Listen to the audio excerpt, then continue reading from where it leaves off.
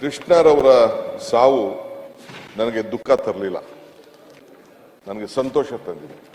ಯಾಕೆಂದ್ರೆ ಮನುಷ್ಯ ಹುಟ್ಟಿದ ಮೇಲೆ ಯಾವತ್ತಾರು ಸಾಯಲೇಬೇಕು. ಅವರು 92 ವರ್ಷ ಅವರ ಜೀವನ, ಭಗವಂತ ನಮ್ಗೆ ಶಕ್ತಿ ಕೊಡ್ತಾನೆ ನನಗೆ ಗೊತ್ತಿಲ್ಲ. 92 ವರ್ಷ, ಒಂದು 4-5 ತಿಂಗಳು ಸ್ವಲ್ಪ ಆರೋಗ್ಯ ಅವ್ರಿಗೆ ಕೆಟ್ಟಿತ್ತು. ಅದು ಬಿಟ್ರೆ ಪ್ರತಿ ದಿನನೂ ಕೂಡ ಅವರ ಲವಲವಿಕೆ, ಅವರ ಶೈಲಿ, ಅವರ ಉಡುಪು, ಅವರ ಬದುಕು ಎಲ್ಲ ಕೂಡ ಲೈಫ್ ಸ್ಟೈಲ್ ಇಂದ ಹಿಡಿದು ರಾಜಕಾರಣ ನಾನು ಕಳೆದ ಒಂದು 30-40 ವರ್ಷ ಬಹಳ ಹತ್ತಿರದಿಂದ ನಾನು ನೋಡಿದ್ದೇನೆ. ಇಡೀ ನಮ್ಮೆಲ್ಲರೂ ಕೂಡ ಒಂದು ಆಕರ್ಷಣೀಯ ವ್ಯಕ್ತಿ. ನಿಮ್ಮ ಸ್ಥಾನದಲ್ಲಿ ಅವ್ರು ಕೂತಿದ್ರು ಅಧ್ಯಕ್ಷರೇ. ನಾನು ಮೊದಲು ವಿಧಾನಸಭೆಗೆ ಪ್ರವೇಶ ಮಾಡಿದಾಗ ನಾನು ಅಶೋಕ್ರವರೇ, ನಾನು ಕೃಷ್ಣರವ್ರಿಗೆ, ನನಗೆ ರಾಜಕಾರಣದಲ್ಲಿ ನಾನು ಕೃಷ್ಣರವರಿಂದ ರಾಜಕಾರಣ ಬೆಳಿಲಿಲ್ಲ, ಬಂಗಾರಪ್ಪನವರಿಂದ ನಾನು ವಿದ್ಯಾರ್ಥಿ ರಾಜಕಾರಣ ಮಾಡಿದ್ದು.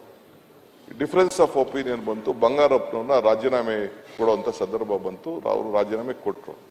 ನಾನು ನಮ್ಮ ಕೊಡಗಿನ ಬೆಳಿಯಪ್ಪನವರು ಇಬ್ರು ಹೋಗಿ ಬಂಗಾರಪ್ಪನವ್ರನ್ನ ಕೇಳ್ದೋ ಏನ್ ಮಾಡಬೇಕು, ಮುಂದಕ್ಕೆ ಏನ್ ಮಾಡಬೇಕು ಅಂತ.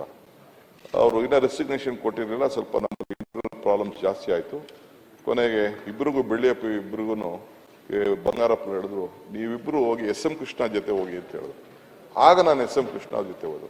ರಾಜಕಾರಣದಲ್ಲಿ ಅವ್ರು ಇದ್ರು, ನಾನು MLA ಆಗಿದ್ದೆ, ನಮಗೂ ಅವ್ರಿಗೂ ಬೇಕಾದಷ್ಟು ಸಂಬಂಧಗಳು ಮತ್ತೊಂದಿತ್ತು.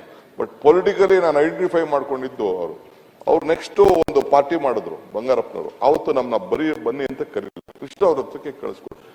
ಅದಾದ್ಮೇಲೆ ಅವ್ರ ಜೊತೆ ಉಳ್ಕೊಂಡು ಈ ಕೊನೆ ಪಯಣದಂದುವರೆಗೂ ಕೂಡ ನಾನು ಅವ್ರ ಜೊತೆಲಿ ಬಂದಿದ್ದೆ.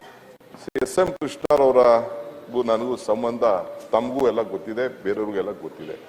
ತಂದೆ ಮಗನ ಯಾವ ರೀತಿ ಪೋಷಣೆ ಮಾಡ್ತಿದ್ರು, ಅವ್ರ ಜೊತೆ ಸೇರಿದ್ಮೇಲೆ ಇಲ್ಲಿವರೆಗೂ ಕೂಡ ಒಂದು 2-3 ವಿಚಾರದಲ್ಲಿ ನನಗೂ ಅವ್ರಿಗೂ ಭಿನ್ನಾಭಿಪ್ರಾಯ.